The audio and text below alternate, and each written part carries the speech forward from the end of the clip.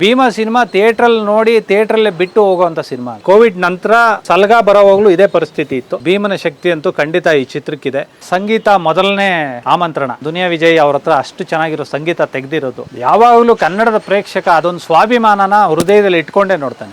ನಾವು ಸುಮಾರಾಗಿರೋ ಸಿನಿಮಾ ಕೊಟ್ರು ಅವ್ರು ಯಾವತ್ತೂ ಕೈ ಬಿಟ್ಟಿಲ್ಲ. ವಿಜಯ್ ಅನ್ನೋದೊಂದು ವಿಶೇಷ ಏನು ಅಂದ್ರೆ, ಈಚೆಗೆ ಬಂದ ಅಂದ್ರೆ ಆ ಒಂದು ಕಬಾಬ್ ಅಂಗಡಿಯಲ್ಲಿ ಕಬಾಬ್ ಆಗ್ತಾ ಇರೋನ್ನ ಕೂಡ ಸ್ನೇಹದಿಂದ ಮಾತಾಡ. ಇವತ್ತು ಯಾರೋ ಒಬ್ರು ಸರ್ ನನಗೊಂದು ಪಾತ್ರ ಕೊಡಿ ಅಂತ ಬಂದಾಗ ಅವನಲ್ಲಿ ಪ್ರತಿಭೆ ಇದ್ರೆ ಖಂಡಿತವಾಗ್ಲೂ ಕರ್ಕೊಂಡ್ಬಂದು ಮಾಡಿಸ್. 8 ಜನ ಫ್ರೆಂಡ್ಸ್ ಇದ್ದಾಗ ಅದರಲ್ಲಿ ಎಲ್ಲಾ ಅಭಿಮಾನಿಗಳು ಇರ್ತಾರೆ. ಬಟ್ ಒಂದು ಒಳ್ಳೆ ಚಿತ್ರ ಬಂದಾಗ ಎಲ್ಲರೂ ಬಂದು ನೋಡಿ. ಹೆಲೋ ಕನ್ನಡ ಪಿಕ್ಚರ್ನ ಈ ಒಂದು ವಿಶೇಷ ಸೆಗ್ಮೆಂಟ್ಗೆ ನಿಮ್ಮೆಲ್ಲರಿಗೂ ಹಾರ್ಟ್ಲಿ ವೆಲ್ಕಮ್. ನಾನು ನಿಮ್ಮ ಕಾವ್ಯ ಕೃಷ್ಣಮೂರ್ತಿ.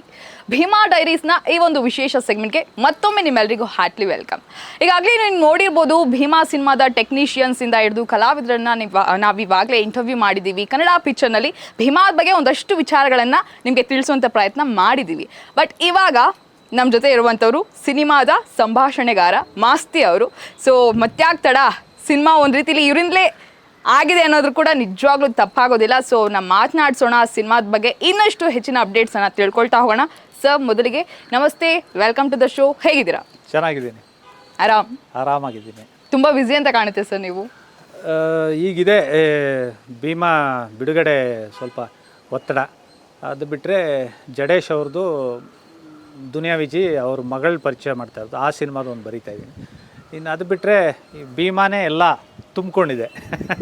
ಭೀಮಾನೇ ಎಲ್ಲ ತುಂಬಿಕೊಂಡಿದೆ ಅಂತ ನೀವು ಹೇಳ್ತಾ ಇದ್ರಿ. ಹೌದು, ಅಂದರೆ ಈಗಾಗಲೇ ನಾವೇನು ಈ 2024ನಲ್ಲಿ ಯಾವುದೋ ಒಳ್ಳೆ ಸಿನಿಮಾಗಳು ಬರ್ತಾ ಇಲ್ಲ, ಬಂದರೂ ಕೂಡ ಜನ ರಿಸೀವ್ ಮಾಡ್ತಿಲ್ಲ ಅನ್ನುವಂಥ ಟೈಮ್ನಲ್ಲಿ ಭೀಮಾ ಇಲ್ಲ ಏನೋ ಮಾಡುತ್ತೆ ಅಂತ ಎಲ್ಲರೂ ಕೂಡ ಈಗಲ್ಲಿ ವೇಟ್ ಮಾಡ್ತಾ ಇದ್ದಾರೆ.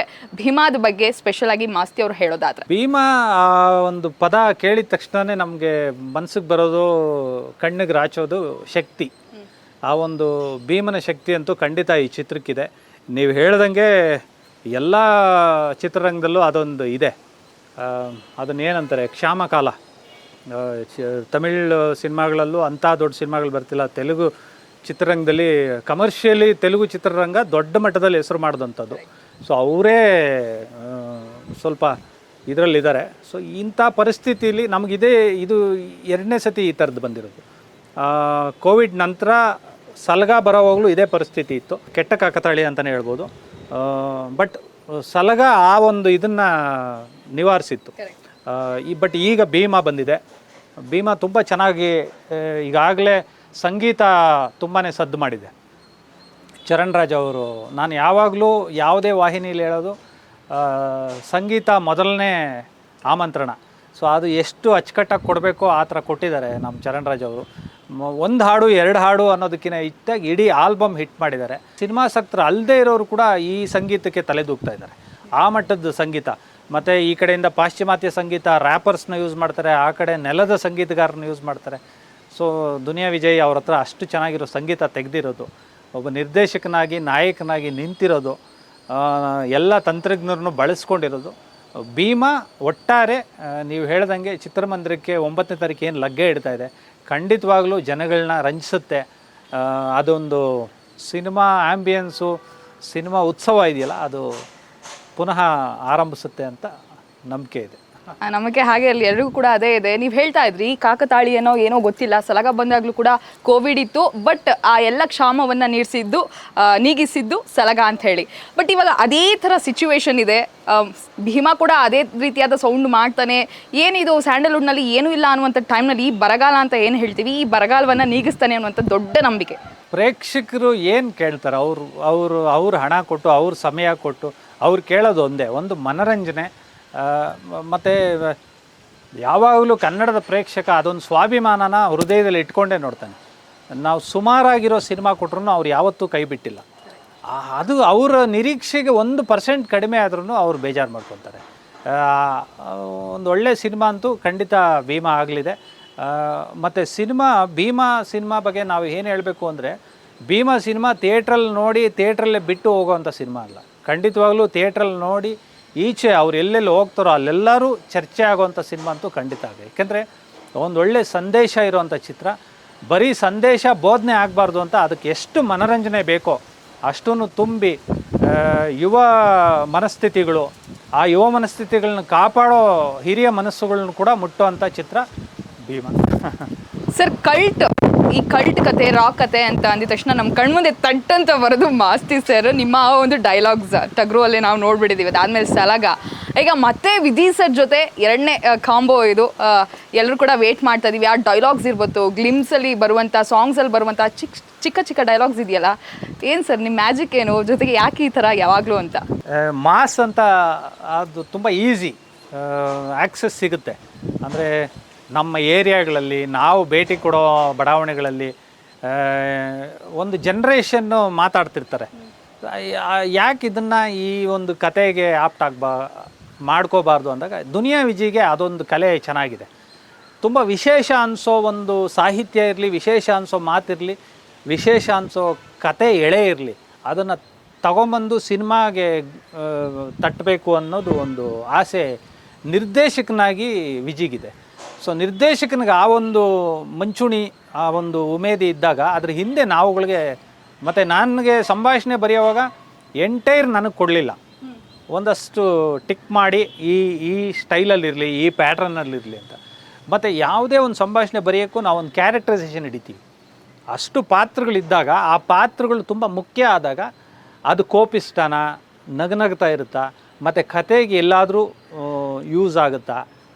ಆಲ್ಮೋಸ್ಟ್ ಎಲ್ಲ ಪಾತ್ರಗಳು ಕತೆಗೆ ಯೂಸ್ ಆಗೋದೆ, ಬಟ್ ತುಂಬ ಮಂಚೂಣಿಯಲ್ಲಿ ಎಲ್ಲಿರ್ತವೆ, ಟ್ವಿಸ್ಟ್ ಆ್ಯಂಡ್ ಟರ್ನ್ಗಳೆಲ್ಲಿರ್ತವೆ ಅದನ್ನು ಇಟ್ಕೊಂಡು ಕ್ಯಾರೆಕ್ಟರೈಸೇಷನ್ ಇಟ್ಕೊಂಡು ಬರ್ಕೊಂಡು ಹೋಗ್ತೀವಿ. ಇನ್ನು ಮಾತು ಅಂತ ಬಂದಾಗ ಒಂದು ಜನ್ರೇಷನ್ನ ಟಚ್ ಮಾಡಲೇಬೇಕಾಗತ್ತೆ. ಈಗ ಅದರಲ್ಲಿ ಹಿರಿಯ ಪೊಲೀಸ್ ಆಫೀಸರ್ ಬಂದಾಗ ಅವ್ರನ್ನ ನಾವು ಹೆಂಗಂದ್ರೆ ಹೆಂಗೆ ಮಾತಾಡ್ಸೋಕ್ಕೆ ಸಾಧ್ಯ ಇಲ್ಲ. ಇನ್ನೊಬ್ಬರು ಅಡ್ವೊಕೇಟ್ ಯಾರೋ ಬಂದಾಗ ಅವ್ರನ್ನ ಹೆಂಗಂಗೆ, ಬಟ್ ರೌಡಿಗಳು ಒಂದು ಸ್ವಲ್ಪ ಈ ಥರ ಆ ಥರ ಕ್ಯಾರೆಕ್ಟರ್ಗಳಿದ್ದಾಗ ನಾವು ಹೆಂಗೆ ಬೇಕಾದರೂ ಅದೊಂದು ಲೀನಿಯನ್ಸ್ ಇರುತ್ತೆ. ನಿಮ್ಮ ಈ ಬರವಣಿಗೆ ಇದೆಲ್ಲವೂ ನಾವು ವಿಜಿ ಸರ್ದು ನಿಮ್ಮದು ಈ ಕಾಂಬೋ ನೋಡ್ತಾ ಇದ್ರೆ ಹೇಗೆ ಅನ್ಸುತ್ತೆ, ತುಂಬ ಹತ್ರ ಏನೋ ರೌಡಿಗಳಿಗೆ ಅವರ ಬಾಡಿ ಲ್ಯಾಂಗ್ವೇಜ್ ಇರ್ಬೋದು, ಅವರ ಒಂದು ಡೈಲಾಗ್ಸು ಮಾತುಗಳಿರ್ಬೋದು, ಈ ಥರ ನಮಗೆ ತಲೆಗೆ ಬರುತ್ತೆ ಸರ್.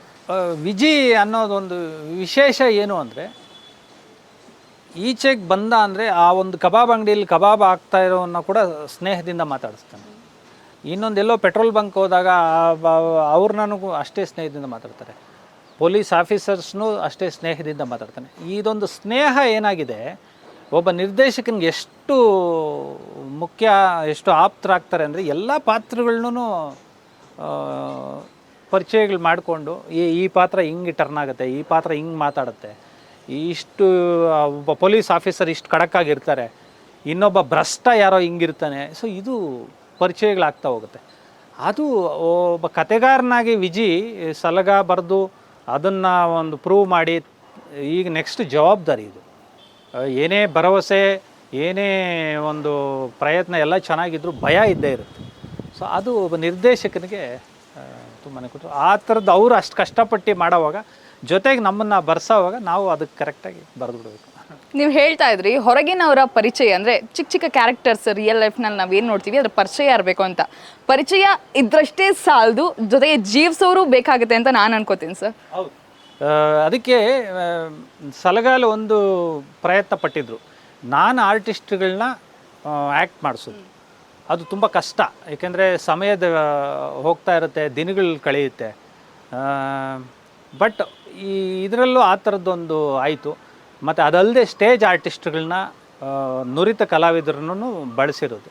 ಸೊ ಎಲ್ಲರದ್ದು ಮಿಶ್ರಣ ಆಗುತ್ತೆ. ಮತ್ತು ನೀವು ಹೇಳ್ದಂಗೆ ಜೀವಿಸ್ಬೇಕು, ಪಾತ್ರ ಜೀವಿಸ್ಬಿಟ್ಟಾಗ ಅವ್ರಿಗೆ ಬದುಕಾಗುತ್ತೆ. ಈ ಸಿನಿಮಾ ನನಗೊಂದು ಚಾನ್ಸ್ ಸಿಕ್ಕಿದೆ, ಇದರಲ್ಲಿ ಸ್ವಲ್ಪ ಚೆನ್ನಾಗಿ ಮಾಡಿಬಿಟ್ರೆ ನನ್ನನ್ನು ರೆಕಗ್ನೈಸ್ ಮಾಡ್ತಾರೆ ಇನ್ನೊಂದಷ್ಟು ಜನ ನಿರ್ಮಾಪಕರು, ನಿರ್ಮಾಣ ಸಂಸ್ಥೆಗಳು, ಮತ್ತು ಕನ್ನಡದಲ್ಲಿ ಕಲಾವಿದರು ಹೊರಹೊಮ್ಮತಾರೆ. ಸೊ ಇದಂತೂ ಮತ್ತು ವಿಜಿ ಯಾವಾಗಲೂ ತಾನು ಬಿದ್ದಿರೋ ಬಾಧೆ ಅದು.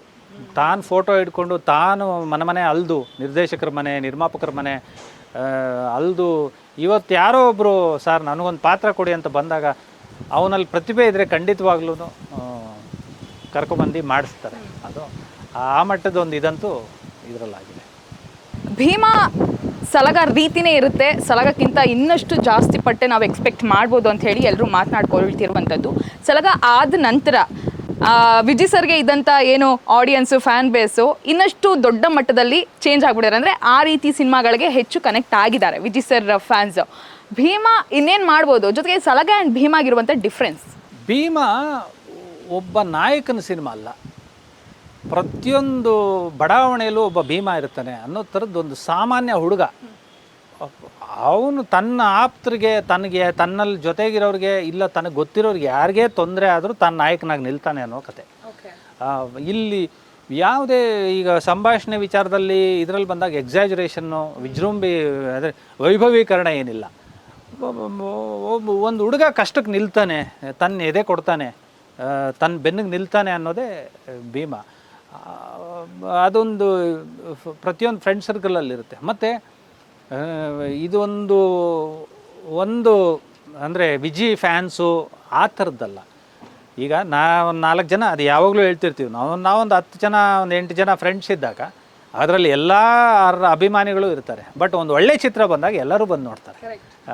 ಒಂದು ಒಳ್ಳೆ ಚಿತ್ರಕ್ಕೆ ಮಾತ್ರ ಅದೊಂದು ಪ್ರೋತ್ಸಾಹ ಒಂದು ತಂಡ ಕೊಡುತ್ತೆ. ಸೊ ಆ ಥರದ್ದೊಂದು ಸಮೂಹನ ಖಂಡಿತವಾಗ್ಲೂ ಇದು ಸೆಳೆಯುತ್ತೆ ಭೀಮ. ಏಕೆಂದರೆ ಒಬ್ಬನೇ ಹೋಗೋ ಇಲ್ಲ ಇನ್ನೊಂದು ಇಬ್ಬರು ಹೋಗಿ ನೋಡೋ ಅಂಥ ಚಿತ್ರ ಅಲ್ಲ. ಒಂದು ಎಂಜಾಯ್ಮೆಂಟ್ ಇದೆ, ಒಂದು ಕೂಳೆ ಅಂತಾರೆ, ಅದಂತೂ ಇದೆ.